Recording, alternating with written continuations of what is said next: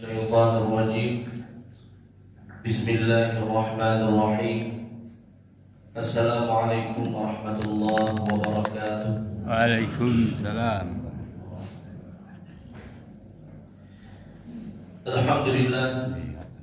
الحمد لله رب العالمين، والعاقبة للمتقين، ولا عدوان إلا على الظالمين. أشهد أن لا إله إلا الله وحده لا شريك له، وأشهد أن محمدا عبده ورسوله صلى الله عليه وسلم، المبعوث رحمة للعالمين الذي لا نبي بعده.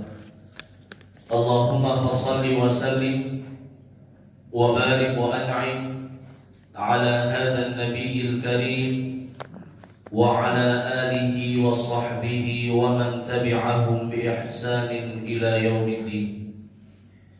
أما بعد، kaum muslimin wal muslimat, hadirin wal hadirat, Bapak Ibu jamaah Masjid Surau Darul Jannah yang semoga senantiasa dirahmati dan dimuliakan oleh Allah Subhanahu wa taala.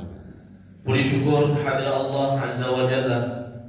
Allah Subhanahu wa taala senantiasa memberikan kepada kita berbagai macam nikmat dan karunia, sehingga pada subuh ini Allah berikan kita kehidupan setelah kematian.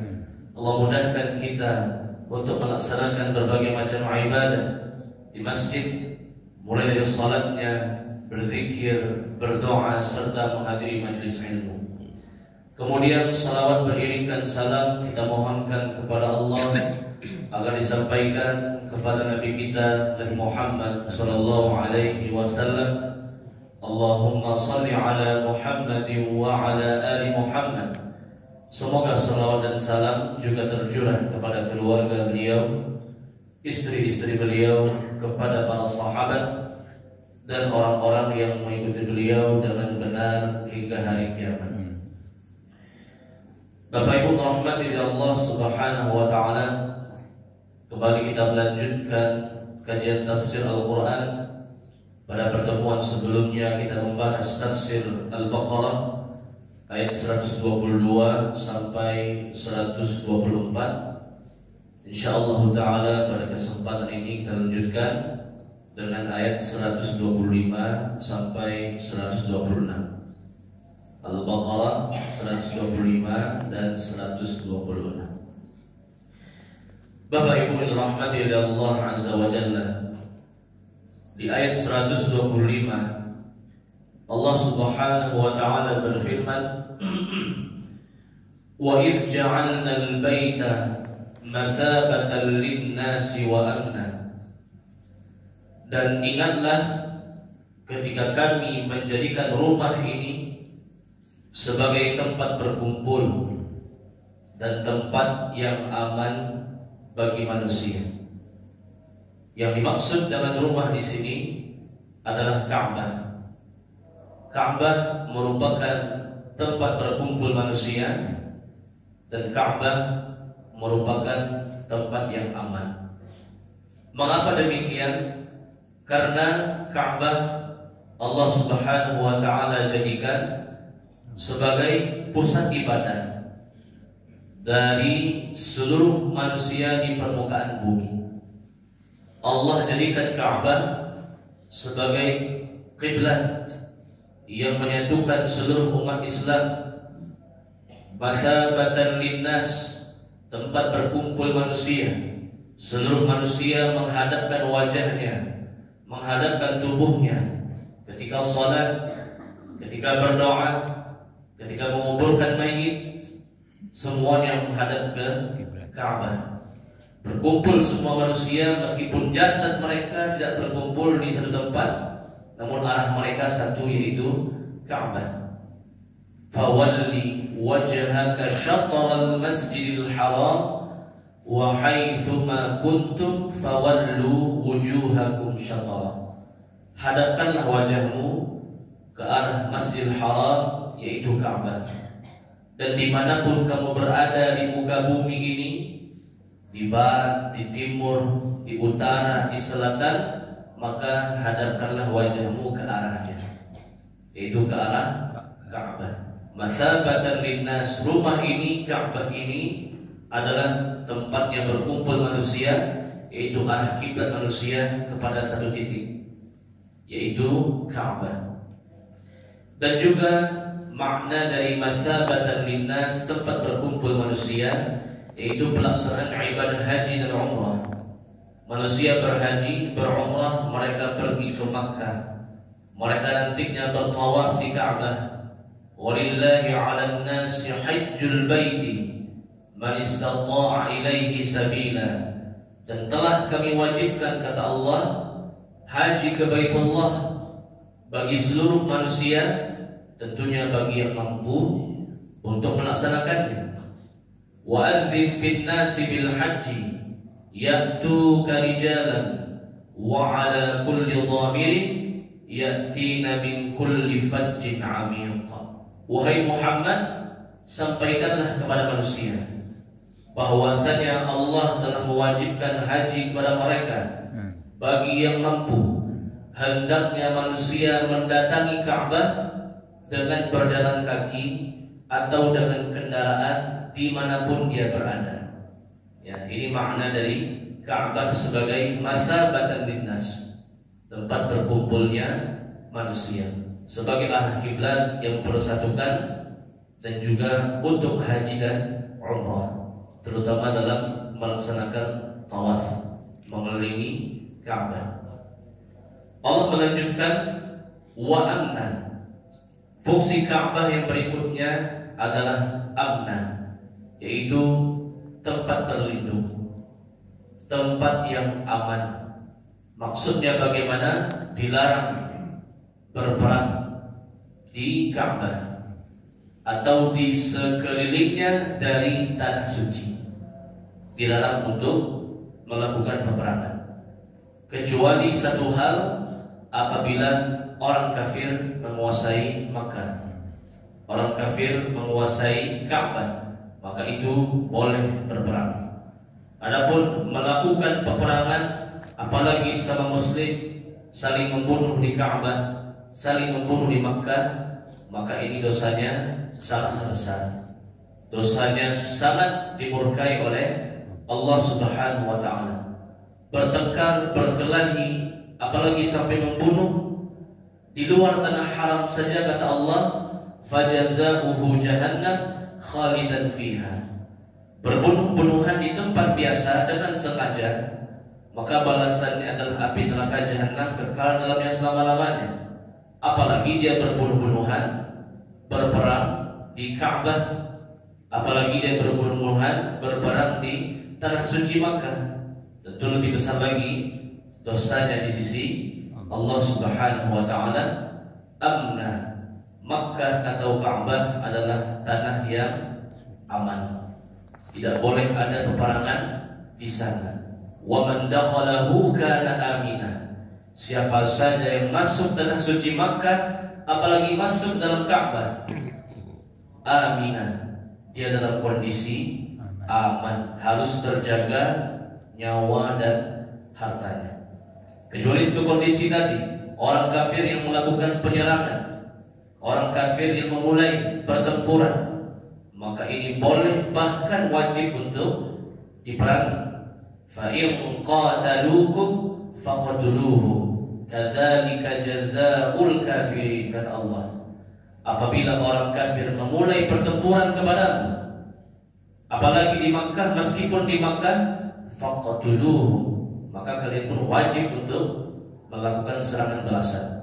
Kalian pun wajib mengusir orang-orang kafir dari tanah suci Makkah, apalagi dari Ka'bah, seperti yang dilakukan oleh Rasulullah SAW pada Fathu Makkah, penaklukan kota Makkah tahun 8 Hijriah. Itu memang niat awalnya untuk memerangi orang-orang Makkah yang pada waktu itu musyrik. Rasulullah dan para sahabatnya dengan jumlah tentara yang sangat banyak berangkat dari Madinah menuju Makkah untuk mengembalikan Makkah dan Ka'bah sebagai tanah suci bagi umat Islam. Namun orang-orang Makkah ketakutan, mereka takut dengan Nabi Muhammad dan jumlah pasukannya yang sangat banyak. Akhirnya mereka menyerah, dan mereka bahkan hampir seluruhnya masuk Islam. Idza jaa nasrullahi wal fath wa ra'aitan nasa yadkhuluna fi dinillahi afwaja. Apabila telah datang pertolongan Allah, engkau melihat manusia masuk Islam berbondong-bondong. Berikutnya Bapak Ibu rahmati Allah Subhanahu wa taala, Allah berfirman, "Wattakhidhu min maqami Ibrahim musalla." Dan jadikanlah maqam Ibrahim sebagai musalla, sebagai tempat salat. Apa itu maqam Ibrahim? Maqam Ibrahim bukanlah makam, bukanlah kuburan Ibrahim, tapi maqam Ibrahim adalah tempat berdirinya Nabi Ibrahim alaihissalam ketika membangun Ka'bah bersama Ismail. Maqam artinya makanul qiyam, tempat dulu berdirinya Ibrahim alaihissalam ketika membangun Ka'bah. Wattakhidhu min maqami Ibrahim musalla, jadikanlah tempat berdirinya Ibrahim sebagai tempat salat. Salat apa ini maksud? Salat sunnah tawaf. Orang yang sudah selesai tawafnya sebanyak 7 keliling Ka'bah, maka dia dianjurkan pergi ke maqam Ibrahim, kemudian salat sunnah di sana sebanyak 2 rakaat. Baik itu tawaf haji, tawaf ifadah, atau tawaf umrah, atau tawaf wada', atau tawaf sunnah, apapun tawafnya. Kalau orang telah selesai bertawaf di Ka'bah sebanyak 7 putaran, maka dia dianjurkan, apabila memungkinkan orang-orang tidak ramai, maka dia pergi ke maqam Ibrahim, kemudian salat di sana. Salat sunnah tawaf 2 rakaat. Di rakaat pertama dianjurkan membaca surat Al-A'la, Sabbihisma Rabbikal A'la. Dan di rakaat yang kedua dianjurkan membaca surat Al-Ghashiyah, Hal ataka hadithul Ghashiyah. Ini bagi orang yang bertawaf. Dan ketika selesai dia tawaf menuju maqam Ibrahim, maka dia dianjurkan mengucapkan ayat ini, wattakhidhu min maqami Ibrahim musalla. Dia selesai tawaf menuju maqam Ibrahim, dia mengucapkan kalimat ini, wattakhidhu min maqami Ibrahim musalla. Dan jadikanlah maqam Ibrahim sebagai musalla, sebagai tempat untuk melaksanakan salat. Kemudian dia sampai, dia salat sunnah tawaf 2 rakaat. Rakaat pertama dianjurkan, disunnahkan membaca Al-A'la. Di rakaat yang kedua dianjurkan baginya untuk membaca surat Al-Ghashiyah. Ya, maqam Ibrahim, tempat berdirinya Ibrahim, bukan makam kuburan Ibrahim. Salat sunnah tawaf 2 rakaat selesai, melaksanakan tawaf di maqam Ibrahim. Apabila memungkinkan, apabila tidak ramai umat manusia yang melakukan tawaf di Baitullah. Wa ahidna ila Ibrahim wa Ismail an tahhira baitiya lit-ta'ifin wal-'akifin war-ruk'is sujud. Dan telah kami perintahkan kepada Ibrahim dan Ismail agar kalian berdua membersihkan rumahku ini untuk orang-orang yang bertawaf, untuk orang-orang yang beriktikaf, dan untuk orang-orang yang rukuk dan sujud, yaitu melaksanakan salat. Perintah Allah kepada Ibrahim dan Ismail untuk membersihkan Baitullah, membersihkan secara fisiknya dan membersihkan secara perbuatannya. Baitullah, rumah Allah, Ka'bah, Masjidil Haram adalah tempat yang harus bersih. Tidak boleh ada najis sedikit pun. Makanya setiap selesai sholat 5 waktu, petugas ya di Masjidil Haram senantiasa langsung membersihkannya.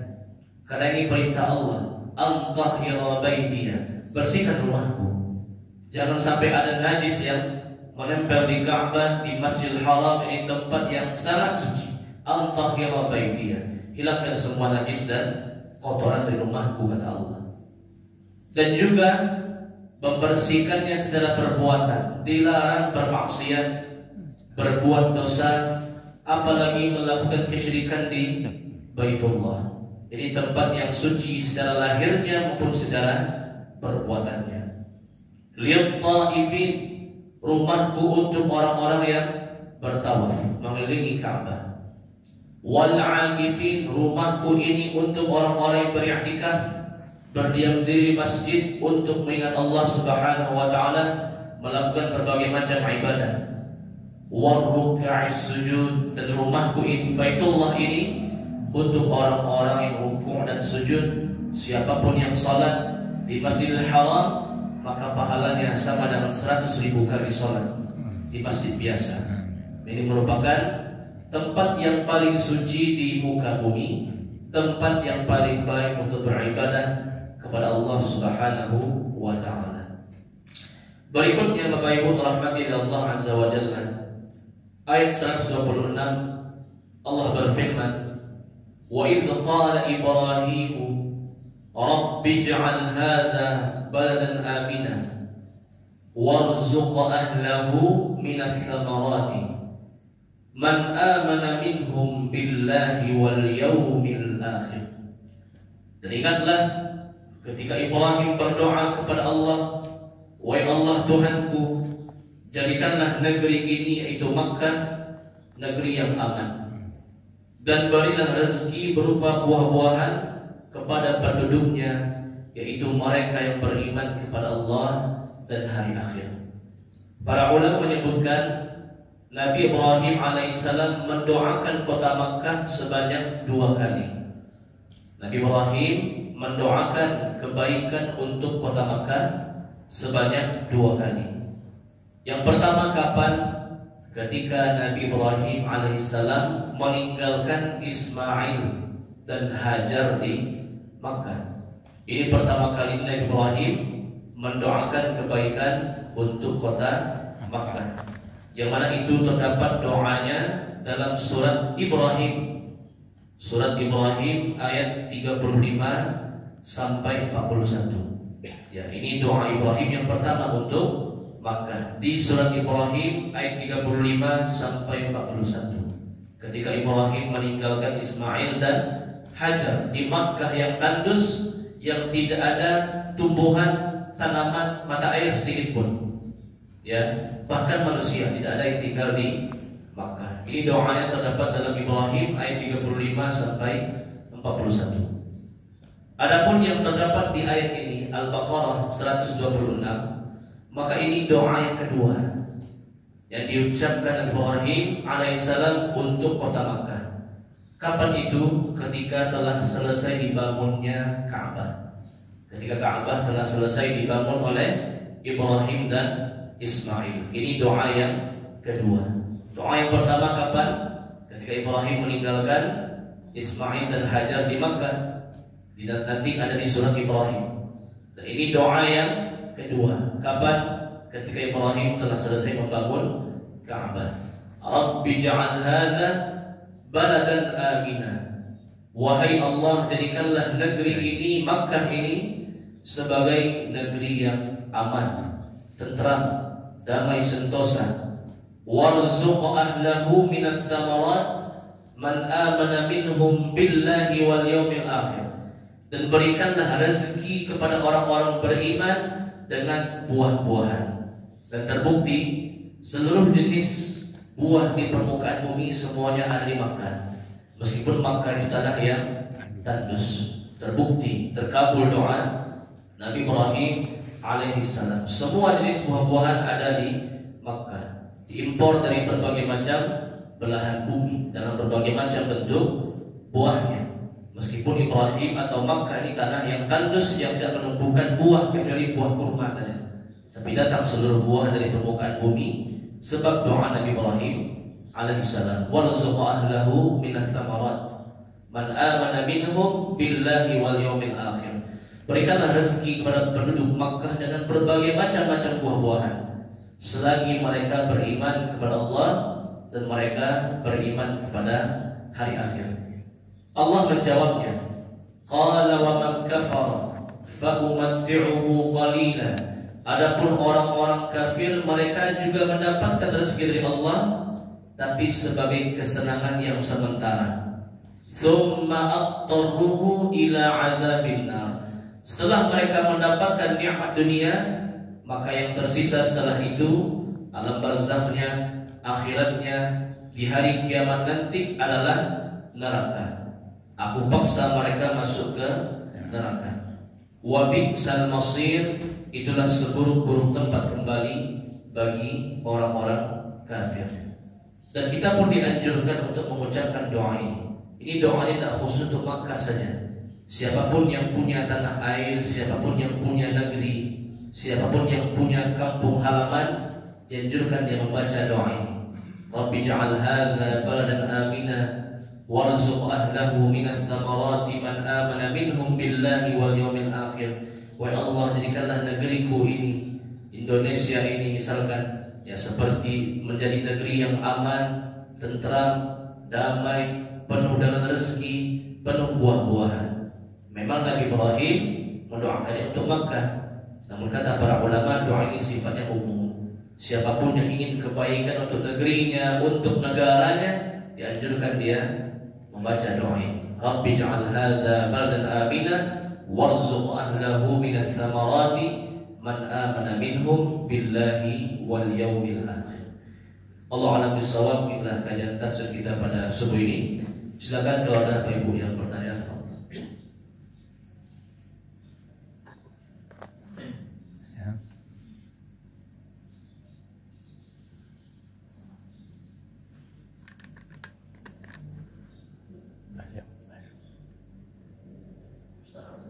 Silakan. Waalaikumsalam. Fenomena akhir-akhir ini di Emirat atau di Mekah itu sekarang banyak tanaman hijau, Ustaz. Tanaman hijau. Ada pohon-pohonan banyak hijau. Jadi sudah mulai mereka adopsi teknologi, kemudian mereka nanam-nanam pohon dan nanam-nanam tanaman-tanaman yang hijau-hijau. Itu gimana, Ustaz? Mereka menanam atau tumbuh dengan sendirinya? Ditanam. Menanam. Allahu a'lam. Kalau yang ada hadisnya, yaitu dari Rasulullah SAW, beliau mengatakan, la taqumus sa'ah hatta ta'udu jaziratul Arab ya murujan wa anhara. Tidak akan terjadi hari kiamat sampai jazirah Arab kembali menghijau dan kembali subur, ya, tumbuh mata air.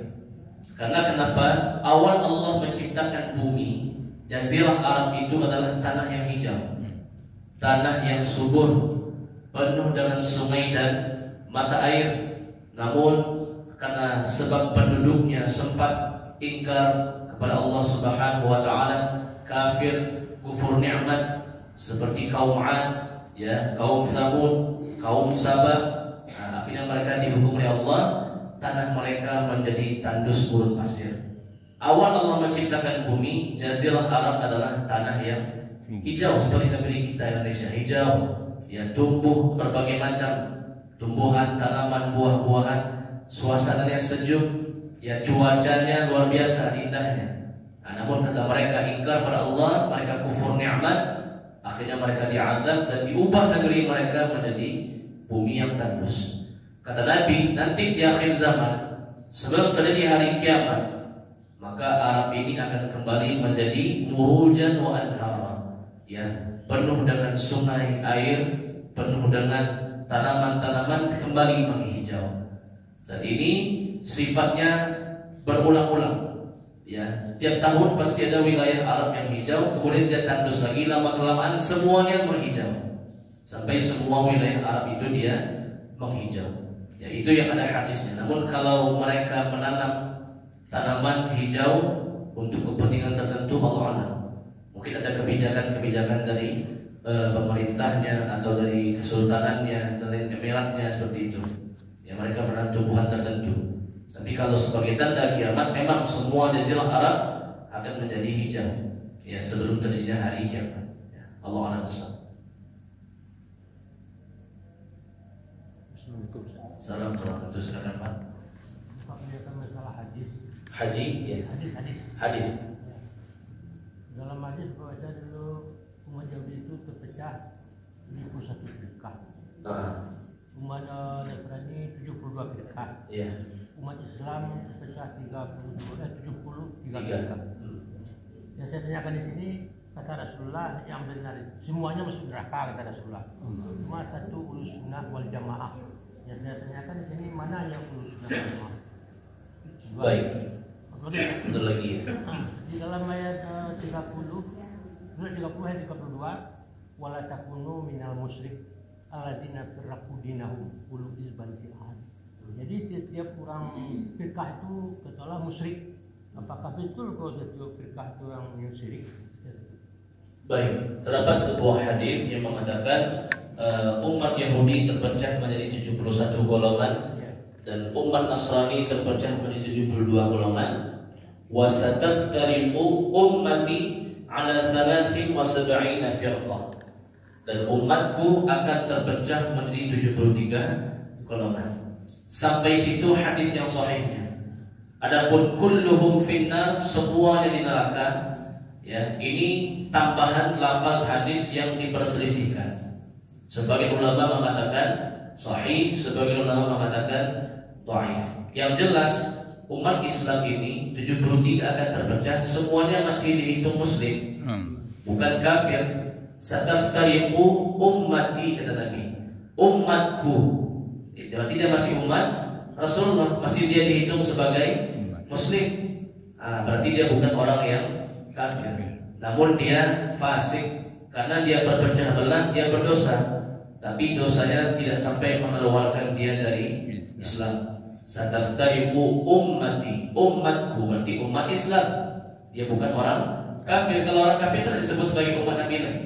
Ya, sataftariqu ummati ala 73 firqah. Umatku akan terpecah menjadi 73 golongan. Artinya memang muncul berbagai macam pemahaman, pemikiran, penafsiran terhadap agama.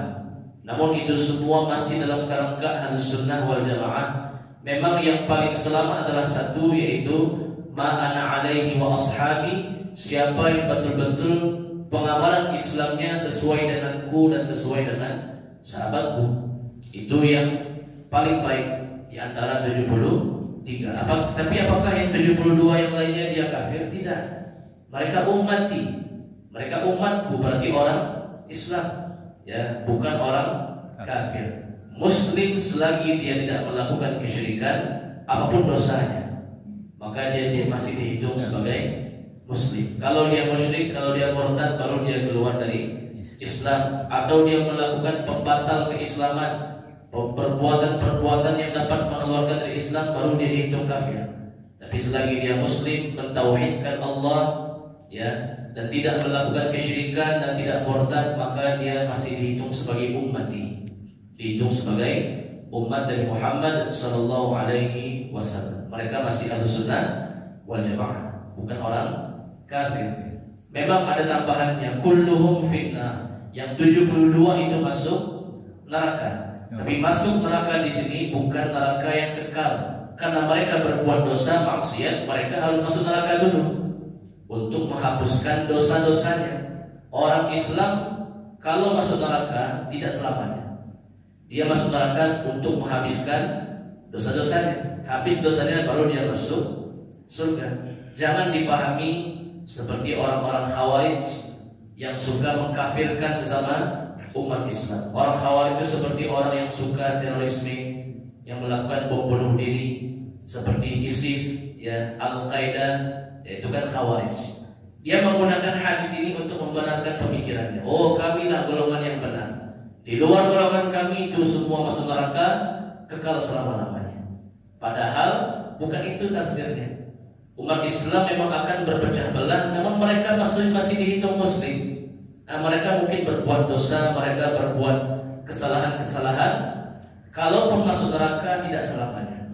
Ya, jangan sampai kita memahami hadis dengan sembarangan. Kita harus memahami hadis dengan syarahnya. Sebagaimana Al-Quran ada tafsirnya, hadis pun ada syarahnya. Lihat di kitab-kitab syarah hadis Imam Nawawi, Ibnu Hajar Asqalani, dan berbagai macam imam yang menjelaskan hadis. Jangan langsung memahaminya secara tekstual, tapi butuh kepada penjelasan para ulama. Anda rasa terjawab keduanya. Ya, mereka masih muslim, tidak keluar dari Islam. Muslim, ya, selagi tidak berbuat syirik, tidak murtad, maka dia masih dihitung muslim. Memang mungkin dalam sebab dosanya masuk neraka, tapi apakah selamanya? Tidak. Azab neraka untuk menghapuskan dosa, dan nanti dia pasti akan masuk dalam surga. Siapa yang satu yang selamat tadi? Siapa yang betul-betul memahami, mengamalkan Islam sesuai Al-Quran dan Sunnah, pemahaman Nabi dan para sahabatnya, itu yang pasti selamat, tidak akan disentuh neraka. Tapi kalau masih menyimpang-nyimpang juga, dia akan keluar Islam selagi tidak syirik dan murtad. Tapi tentu dia berbuat dosa, bisa jadi dia masuk neraka, itu pun tidak selamanya. Ya, untuk menghapuskan dosa-dosa. Kemudian yang kedua, bagaimana siapa itu orang yang selamat tadi? Sesuai jawaban tadi, siapapun dia yang mengamalkan Al-Quran dan Sunnah sesuai dengan pemahaman yang benar, siapapun dia, tanpa menggunakan merek-merek tertentu. Karena banyak orang menggunakan merek Sunnah, merek Salaf misalkan, tapi dalam kehidupannya dia nggak mengamalkan Sunnah Nabi, hanya merek saja.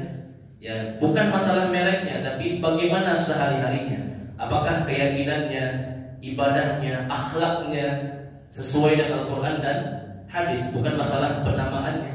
Banyak orang menamakan dirinya, oh saya Ahlussunnah wal Jamaah, saya Salafi misalkan, tapi jauh perbuatannya dari petunjuk Al-Quran dan Sunnah. Bukan masalah nama, tapi masalah pengamalannya sehari-hari. Siapapun dia Islam yang mengamalkan Quran dan Sunnah sesuai pemahaman umat yang terdahulu, Nabi, para sahabat, tabi'in dan tabi'un tabi'in, maka dialah golongan yang selamat. Ya, Allah a'lam. Silakan Ibu. Waalaikumsalam warahmatullahi wabarakatuh. Haji. Ada Ustadz yang bilang bagi orang Indonesia yang udah umur tua tidak wajib lagi haji, kecuali dia umroh 1 kali, yang sama dengan haji. Benar Pak Ustadz?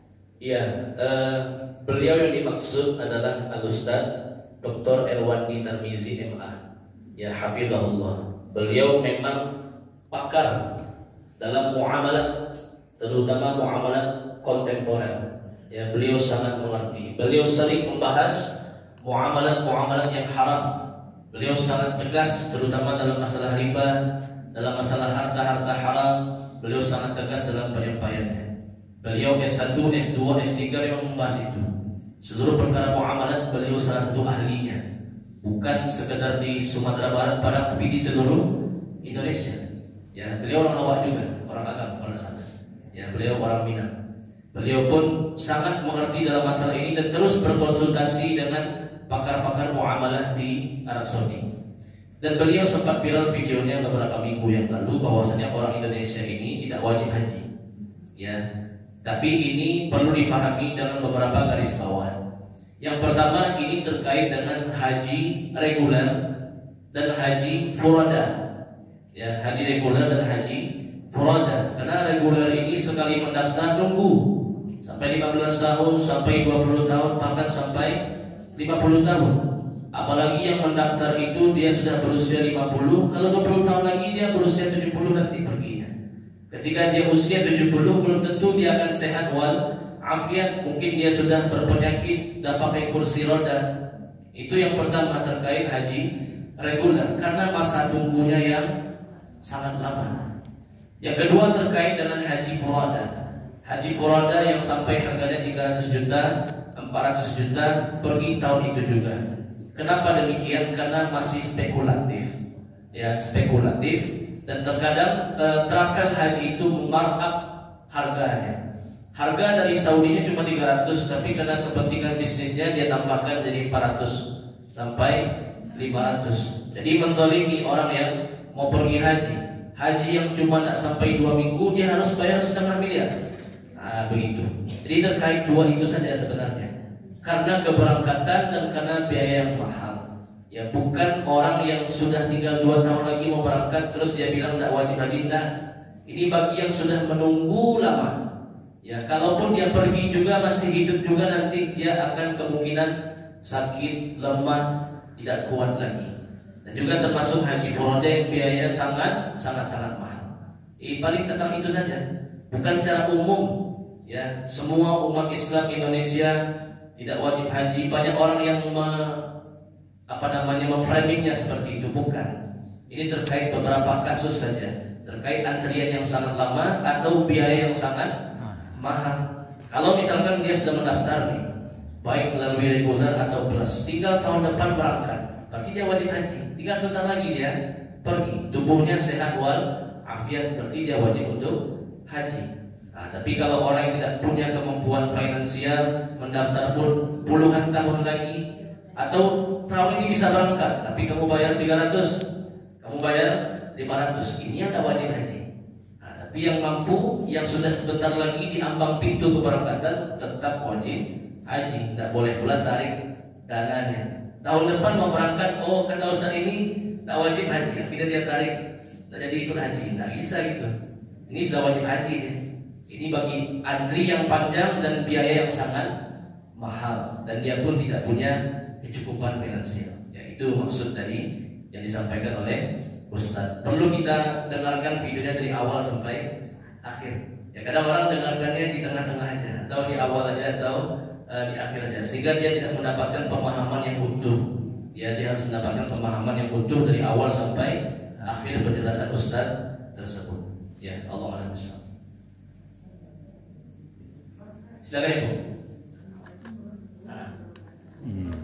Kalau seperti Ahmadiyah, LDII itu kan masih mengatakan Islam, Pak Ustaz. Iya. Apakah mereka itu masih tetap masuk surga?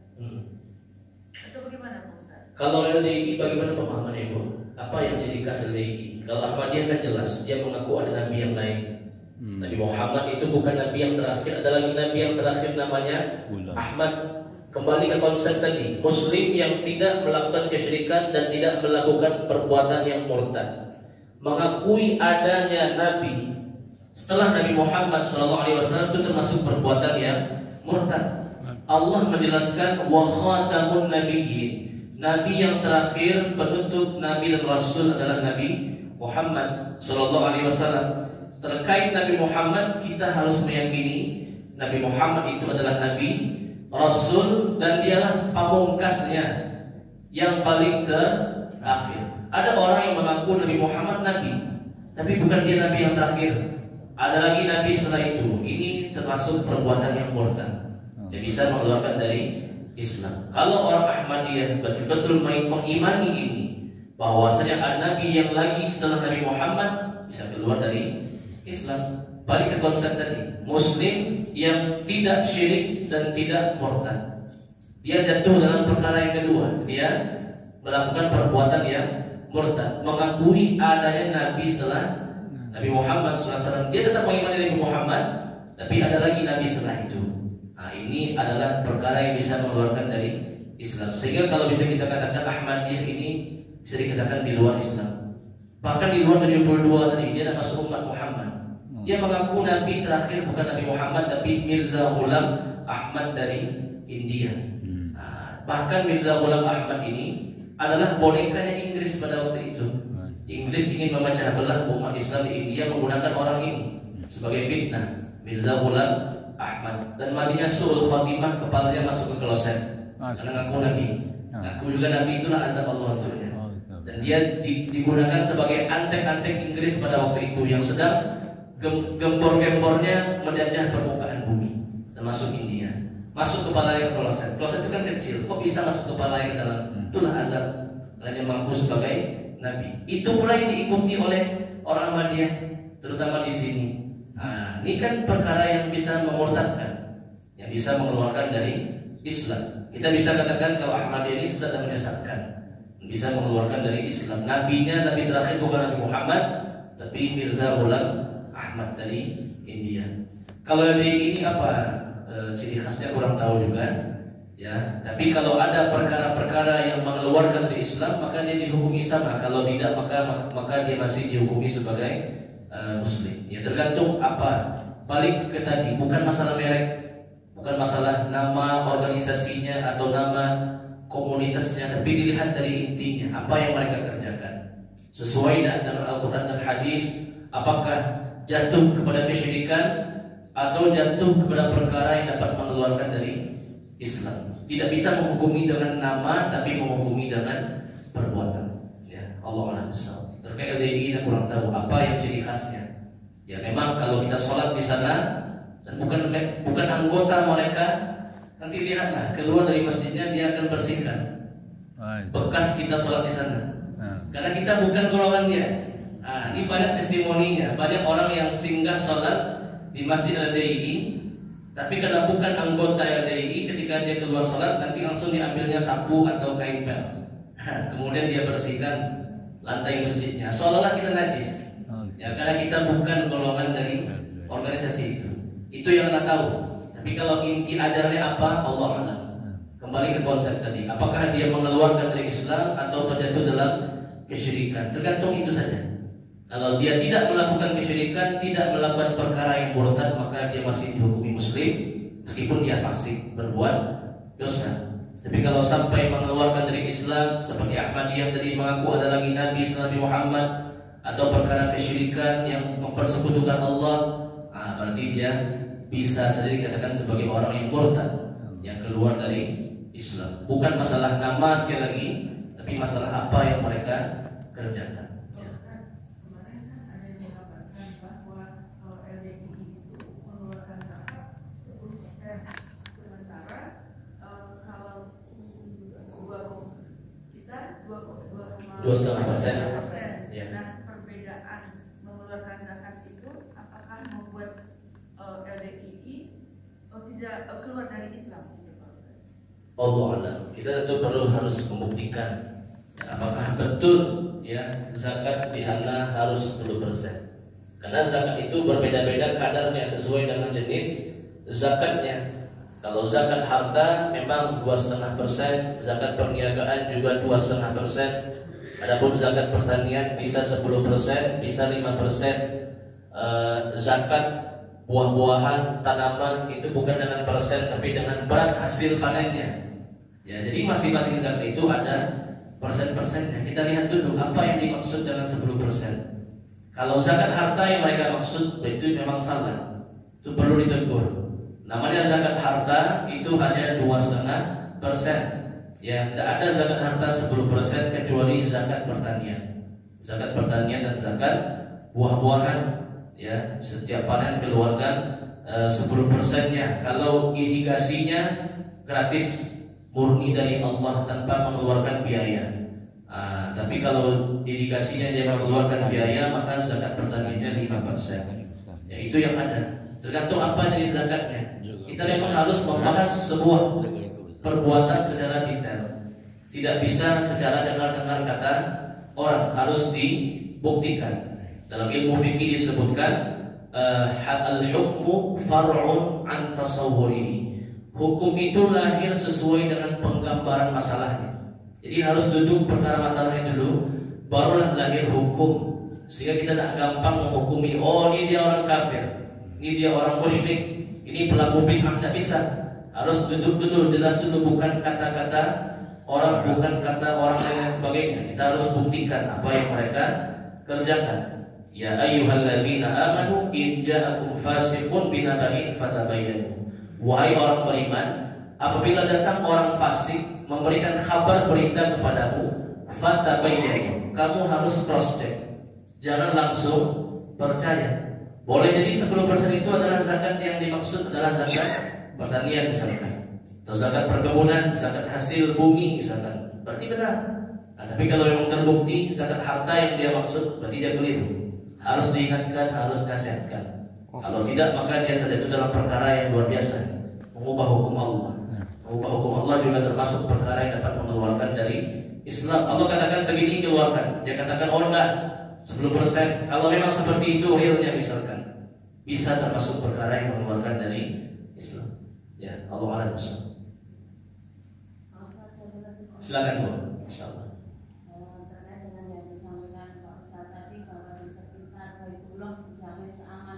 Keamanannya ya.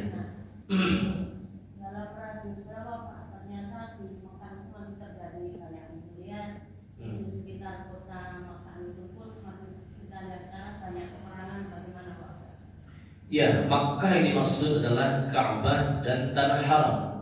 Ya, bukan wilayah administrasi Makkah. Ya, karena Makkah di Arab Saudi sekarang adalah sebuah kota dan provinsi. Ya, dari Makkah itu ada tanah halalnya, ada tanah haramnya. Tanah haram itu ada batasnya. Ya, kalau yang pernah ke Makkah ada batasnya. Ini batas tanah haram Makkah. Di luar itu maka tanah halal meskipun secara administrasi disebut dengan kota Makkah atau provinsi Makkah. Tapi Makkah yang sebenarnya adalah Ka'bah, Masjidil Haram dan tanah haramnya. Ya, tanah sucinya. Ini insya Allah pasti akan aman. Tidak akan ada pembunuhan. Kalaupun ada pencurian itu langsung ketahuan. Dan kalaupun dari kasus yang ada pencurian di Makkah itu barang-barang yang kecil yang tidak harus dihukum potong tangan. Artinya betul-betul sangat aman. Barang-barang yang tinggal pun tidak ada yang berani mengambil. Ya, mereka langsung kembalikan kepada muaskar atau polisi dan tentara di sana. Ini terkait tanah haram. Ya, tanah suci, Ka'bah, Masjidil Haram ditambah dengan tanah sucinya. Dan ini tempatnya kecil. Kalau sudah keluar ke Tan'im misalkan, itu Tan'im sudah tanah halal. Ya, bukan lagi tanah haram. Ada batas-batasnya. Ini batas tanah haram. Itulah Makkah yang dimaksud, yang dijamin keamanannya. Tapi kalau wilayah administrasi kota Makkah itu sudah mencakup tanah halal dan haram. Di tanah halal itu banyak. Jadi pencurian terutama ya. Kalau pembunuhan mungkin tidak ada. Orang takut bunuh di sana. Kalau bunuh hukumnya dibunuh juga. Qisas.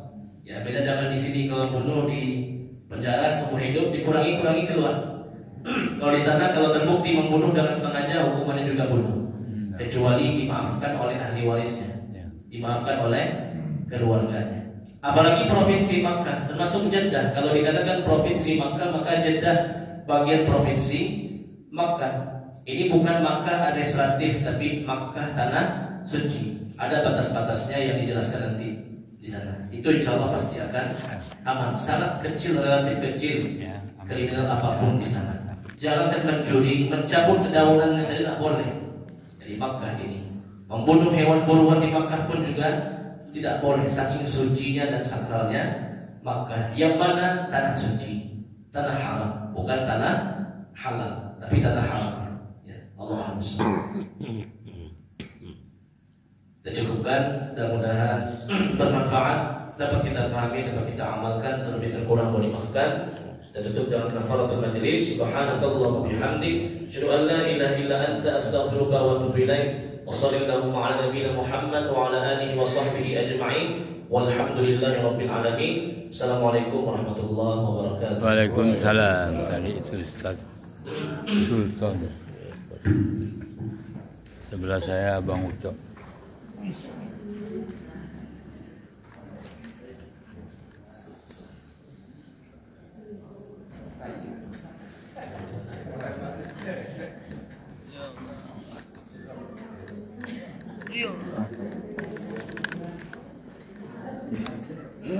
Terima kasih banyak Pak Ustaz. Ya.